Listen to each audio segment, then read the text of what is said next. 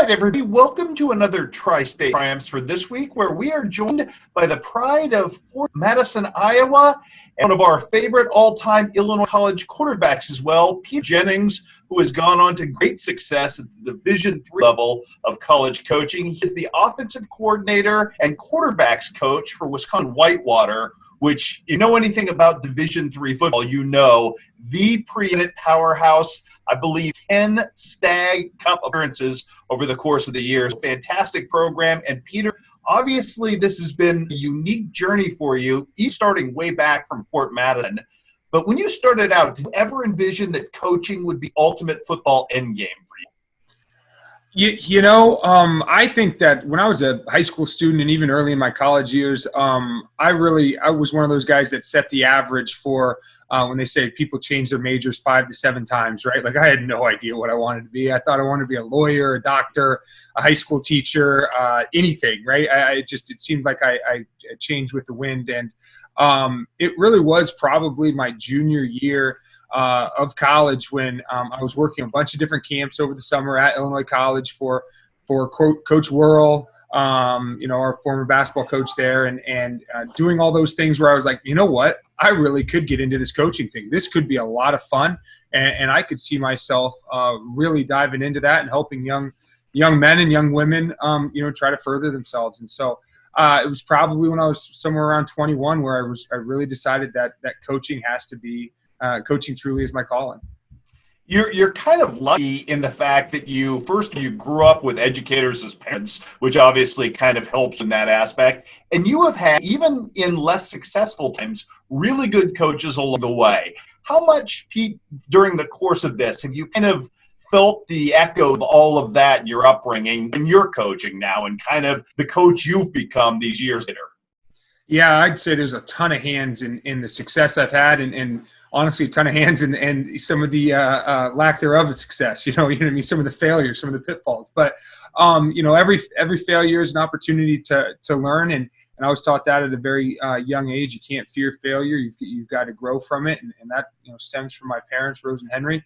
And you're exactly right. The people that I have played for or coached under have been awesome mentors. And it's like anything, if you can emulate the best pieces of those people, you can become a pretty darn good coach and a pretty darn good educator when all is said and done. And what we truly do, it is education, right? Both my parents are teachers. My wife is a professor, right? Like her whole family is either teachers or in the medical field, right? So it's like I'm surrounded by it. And we always go back to if something negatively affects, and this is, from Coach Bullis here at Whitewater, if something affects the learning of our players, we've got to remove whatever that is. We cannot allow anything to mess with our learning and our teaching. And I've dove into that theory full on, and I love it, and I really do focus on it.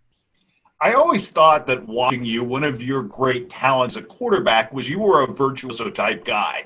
It seemed like you could process information quickly and on the fly. And that's huge for a quarterback.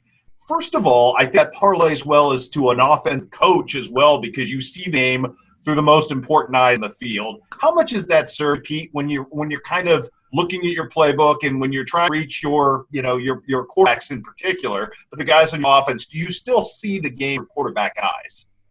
I sure hope so. I think so. I believe I do. I treat the game like I do. And you're exactly right. There is a gift to it. Things naturally flow for some people, right? Some people are naturally better at math or linguistics come more naturally to them, right? Like I couldn't speak another language to you, I have no idea, right? English is pretty good. But when it comes to football, things do flow pretty well for me. And that goes back to the education piece and how we educate our players, because I'm going to I'm going to sit in a room with 5 other quarterbacks, right? And they all are going to learn in a very different way than I take in the game. And I've got to keep that in mind, because just because something is very simple to me, a concept simple to me, and I can see it, and maybe 2 other guys see it just like I do, there might be 3 other guys in that room that are looking around like, what the heck is Coach Jennings talking about? So I've got to make sure that I can create an environment, a learning environment in our quarterback room, and then overall in the offensive room that these guys are getting the information in varied ways so that they can take that and that it can resonate with them in their own unique minds. What have you kind of learned about yourself? Because again, with that virtuoso thing, you had control game. And when you're coaching, control is different and from afar. Was that an adjustment for you at first?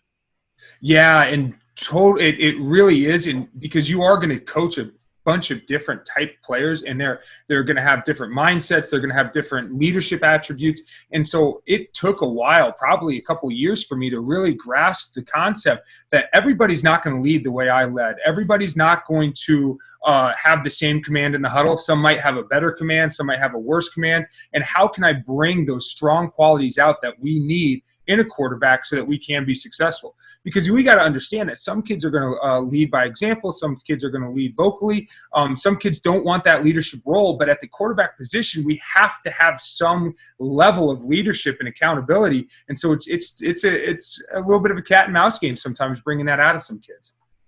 You guys were at Fort Madison, were one of the best Madison teams in a long time, which is not meaning to deal with faint praise, but it wasn't a program that had a great traditional background of program success. And now you're at Whitewater, and you are the bellwether by which all Division III is basically measured.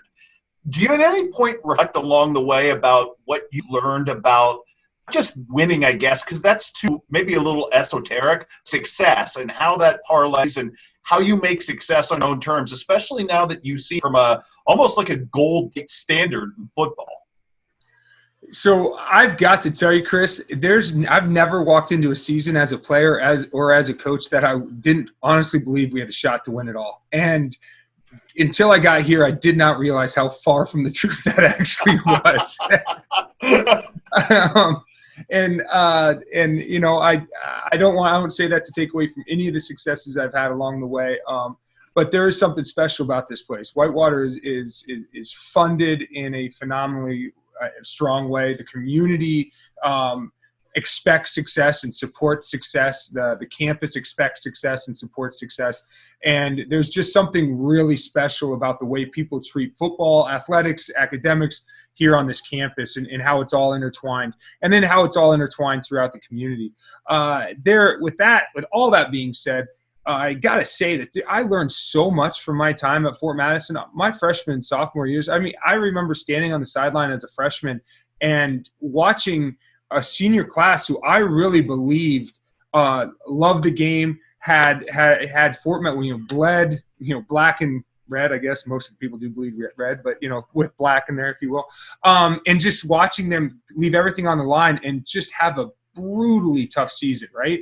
And then my sophomore year, playing a lot and struggling through the same, seeing that senior class struggle through the same issues the previous years did. And so I think I grew a lot through that time. I still remember a lot of different lessons.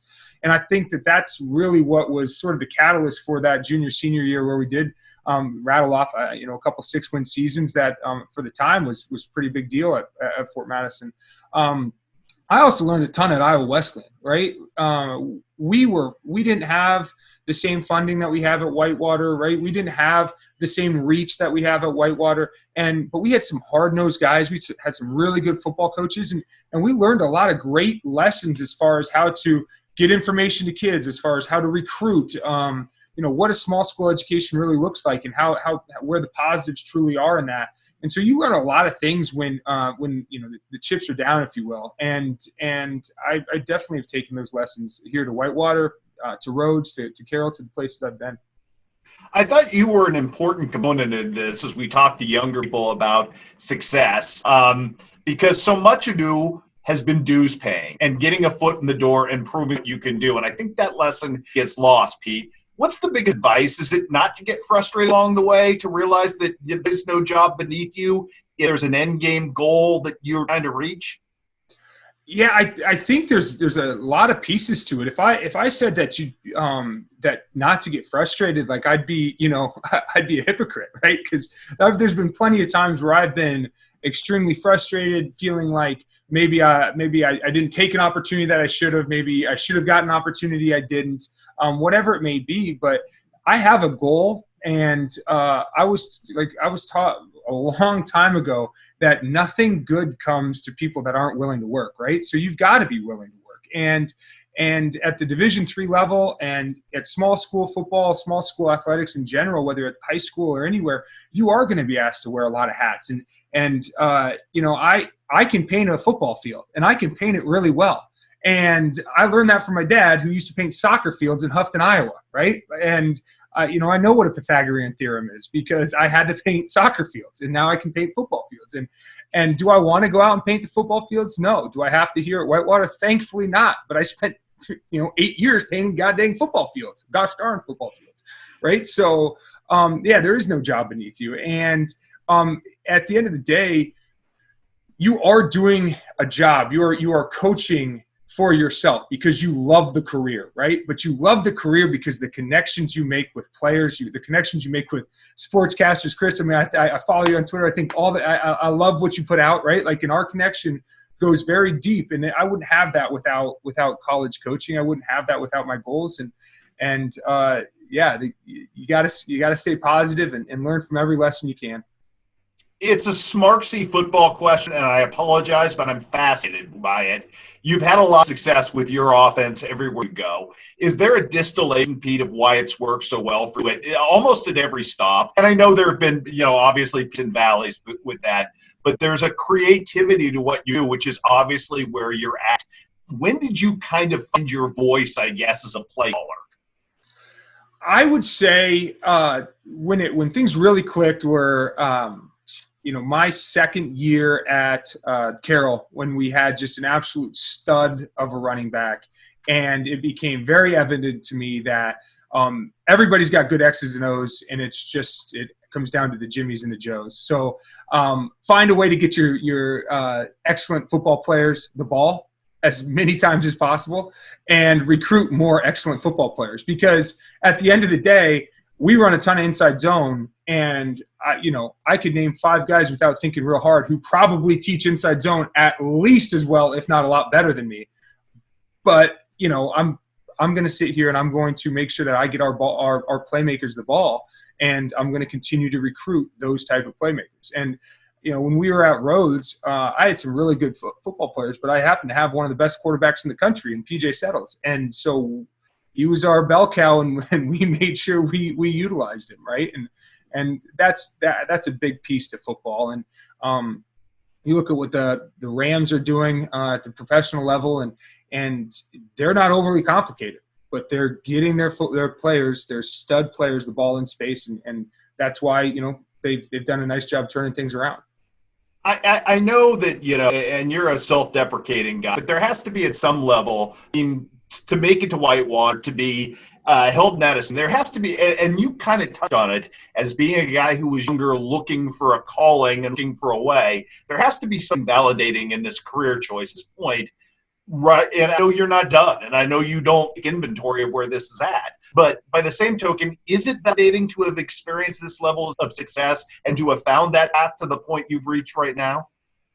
It definitely makes the last 12 or 13 years worth it. I mean, when we flew down to Texas for the quarterfinal game against a team that really did a nice job of taking it to us the year before in Mary Hardin Baylor. And I can remember being on that field during pregame and seeing the intensity of our guys and seeing the focus. And when they went out and executed basically we had, I think, kudos to our offensive staff. We had a great game plan, but our guys went out and executed that game plan to perfection. And in that locker room after that game, I was like, holy smokes, that's what this is all for, right? That's why you've done it to this point. And, we go and win another game and have a shot at the national title this year. And I got my family driving down. I got my wife and her parents in an RV, and they're showing up honking, right? They rented an RV from, I don't know, Cruise World USA or something. It was a nice RV.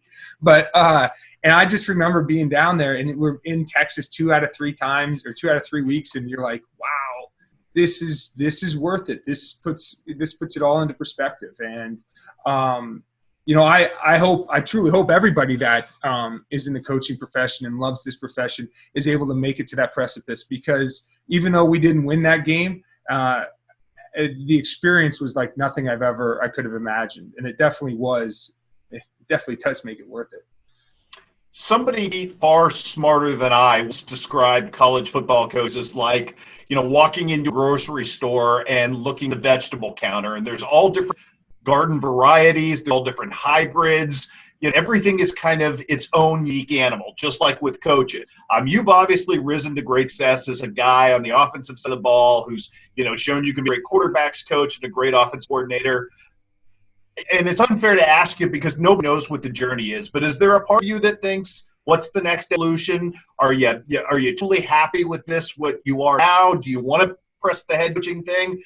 And I know that, like I said, it's a totally unfair question because it's an evolution. But you kind of think about that at all, just what the broader canvas may be? Yeah, I think you're doing yourself a little bit of disservice if you don't have if you don't have obviously goals, but then if you're saying that I'm not even considering other options, right? And that might sound a little bit crass, but the fact of the matter is if you are where your feet are, you can do great things, right? And so mentally, I am here, right? This is where I want to be. I love it. We have a great house. My wife has a great job. The kids loved their school when we could go to school. But at the end of the day, I have high aspirations, and I think I tell guys that I hire all the time that I want you to have higher aspirations, because if you have higher aspirations, that's going to keep you hungry, right? You can't get complacent if you want to take that next step. And Coach Bullis knows that there's never going to be any complacency from me. And I'm not actively looking for jobs or anything of that nature. But if the journey ends in Whitewater, it's going to be that means things are going really well and life is good, right? And if the journey takes me somewhere else, well, I for a very long time wanted to be a head coach, and that hasn't necessarily changed just because of the success we've had. So. You've had a lot of cool experiences, obviously, along the way. I mean, you got to play with Michael. Your folks got to see you play and star at a high level. They get to see this. Obviously, supportive wife and great kids. I mean, this whole journey, Peter, if you look back at the whole architecture of, do you feel blessed? Oh, without a doubt. There's no doubt. Like, I can't, even through this pandemic, like, this is awful stuff that we're going through, right? But the experience that I've been able to, the last 2 months that I've had with my kids, I've spent more time with them than I could imagine. And so even through this horrible, horrible time, I still look back and say, nobody's got it better than me. Nobody does. I've got 2 unbelievable parents. I've married into a wonderful family, and yeah, my kids are awesome. My son, I think he's getting pretty tired of this whole safer at home deal, but he's on edge. But but I'm luckier than hell, and I could not be happier. This one for you, because I think it's an important part of this, and a lot of people will watch this. Any particular teacher or coach back home in Fort Madison you feel like you need to shout out all the way that maybe on deep reflection as an adult you didn't realize the total impact they had on your life and getting you to this layer of your journey? Somebody that I don't think ever gets the credit he deserves, at least for my journey, is a guy by the name of Rich Gonzalez, who was our Pony League baseball coach, right? I mean, I'm a young guy, and he was the epitome of consistency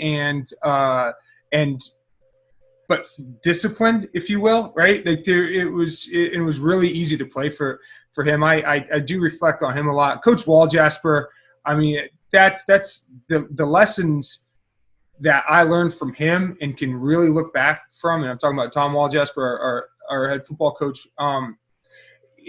You can coach your own through your own personality, right? Coach Waljasper was not some rah-rah, jokey, funny guy, right? He was not, I wouldn't qualify him as a player's coach by any means, but he was clear, he was consistent, and he communicated. And if you do those things, I think this whole idea that kids have changed so much that you can't coach them the same way. No, you can coach kids hard, but they got to know you care, and you got to be consistent, and you got to communicate. And coach them as hard as you want if that's your personality. That's not my personality, but that's something I learned from Coach Waljasper, because you can be coached hard, but if you believe in the person that's coaching you hard, you're going to have a ton of success. And you can be a player's coach, but you have to be consistent, and you can't be all over the map with how you're treating your individual players. And that's something I've really taken in, and I try to project that to our staff, our offensive staff. I'm not asking you to be somebody you're not. Be who you are, but be clear, be consistent, and communicate. And these kids will run through a wall for you.